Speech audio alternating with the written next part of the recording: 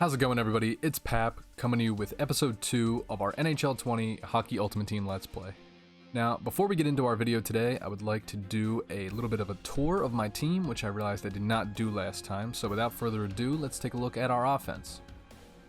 So for our first line, we have 90 overall hometown heroes Jean-Gabriel Pageau at center with 87 overall Nikita Gusev Winter National on the wing. Now I just picked this card up and I have to say is absolutely fantastic. He can pass like nobody's business, can thread the needle very, very well. And we have Brett Hull over here on the right wing. He's not too fast, which I'm not happy about, but his shots, like when I can get him into the slot and into position, he is absolutely lights out. And so going down to our second line here, we have a card that I just picked up maybe 10 minutes ago, and I'm very, very excited to try out. It is 87 overall base Connor McDavid with Alex Ovechkin and Nikita Kucherov on the wings. Third line here, we have Nathan MacKinnon with Artemi Panarin and 86 overall Team of the Week Jake Gensel, who provided some heroics in last week's episode.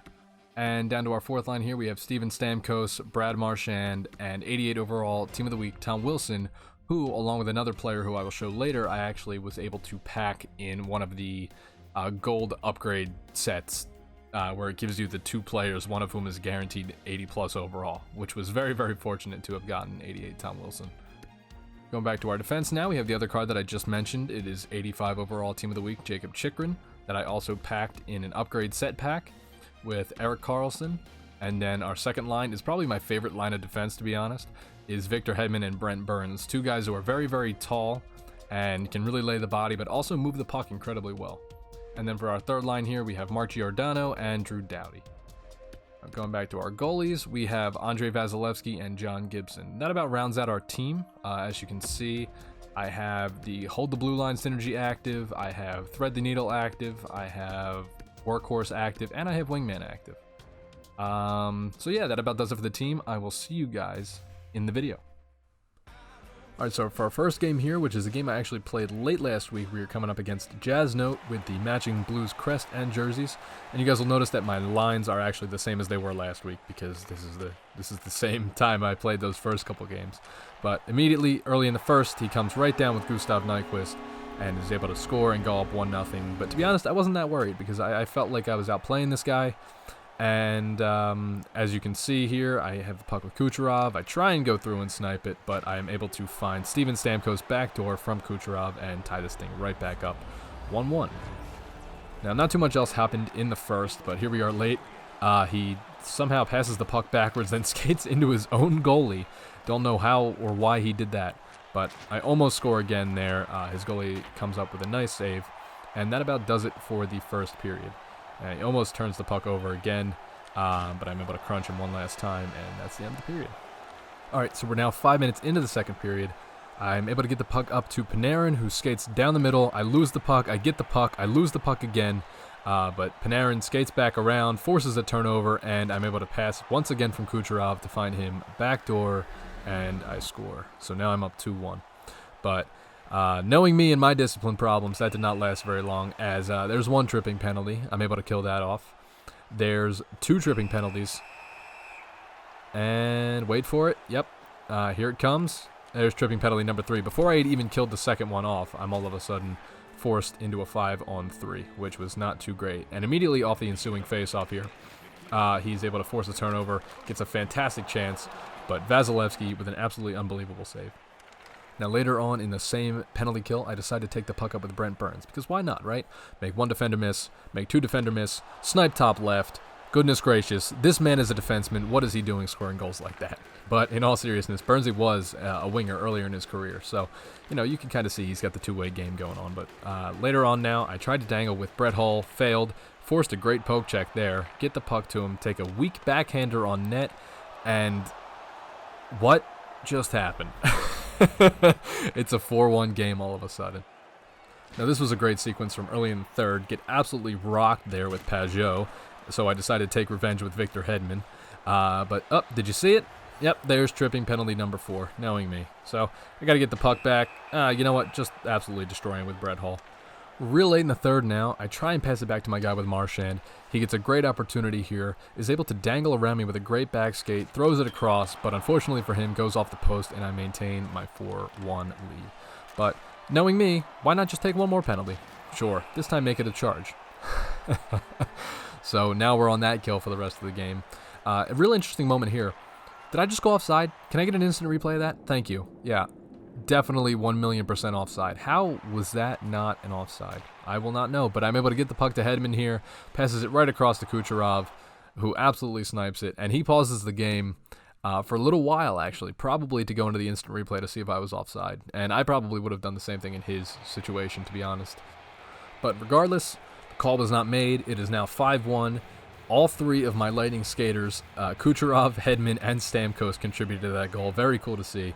But late in the game now, last couple seconds, he gets one last chance, but Vasilevsky comes up once again, huge for me, and we are able to walk away victors from this game, victors of Division 6.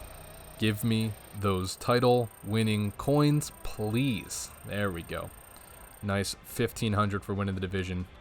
And that does it for game number 1. All right, so getting into game number 2 here.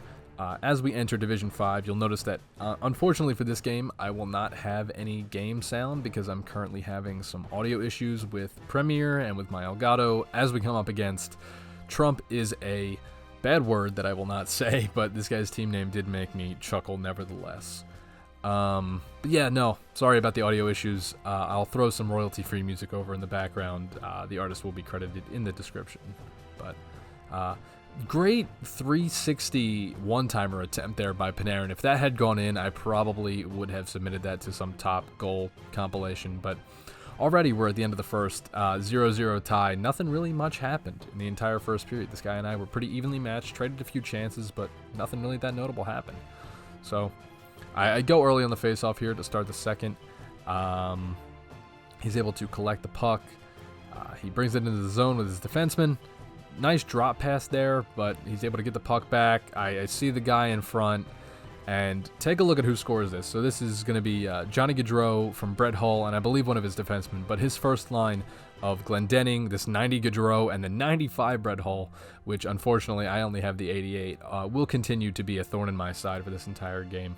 As I hit the crossbar with Brett Hull there, unfortunately, but not too unfortunately, because I'm able to get the puck behind the net and feed it to our captain, the leader, 90 overall Jean-Gabriel Pageau, with assists from Gusev and Hull.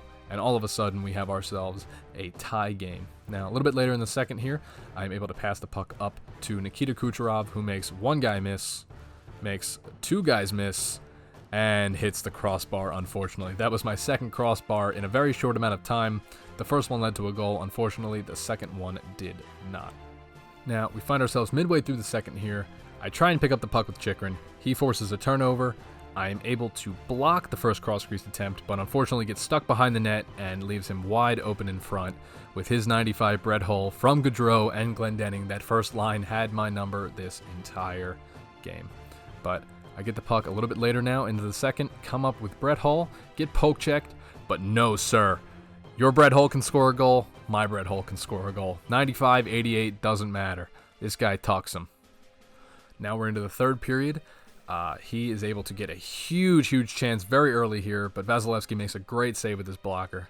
Nothing really happened in the third period in terms of goals, but he had that one big chance. Now I pick up the puck, cross crease, great glove save by his Vasilevsky, comes up with the save. Now we're late in the third. We're tied 2-2. I'm starting to get a little bit nervous because I do not want this game to go to overtime. And his Vasilevsky absolutely, positively stones me again. Just very, very unlucky for me to have two great cross-crease attempts denied both times by his Vasilevsky. I wonder what overall his Vasilevsky... I wish you could check like team rosters in the games and see what kind of cards these guys are working with. Maybe you can in the menus. I've never actually checked, but unfortunately I'm not able to make anything of my last opportunities here, and the dreaded overtime period has begun. He gets a great push-off face-off with Crosby there. He skates around with it a little bit. I'm trying to get the puck off of him as best as I can. I almost do there, but unfortunately his Mario Lemieux, I'm guessing his 91 overall silver card, is able to score within 30 seconds. And unfortunately we have another heartbreaking overtime loss, our third overtime loss in 4 games. But I will take a point, even though I thought I kind of outplayed the guy a little bit. Still a little bit disappointed with the result. A point is a point, and you can't be too upset. But going into our final game here, had to apply some contracts real quick, obviously, because, you know, those are things in this game. But coming up against another Penguins fan here in Scary Squids, immediately I noticed there's a problem in this game. As you'll see here, it is lag. Yep, right there. And this would be a problem that would subsist for the rest of this game. Oh, lag's there. His player has to pause for a little bit there. But I'm able to come down with Pajot here. Don't know what's happening. Get some lag right as I'm about to do that. And somehow that's a goal. I don't know. Great backhander there, but I think the lag definitely contributed to that goal going in. Really insane moment right here.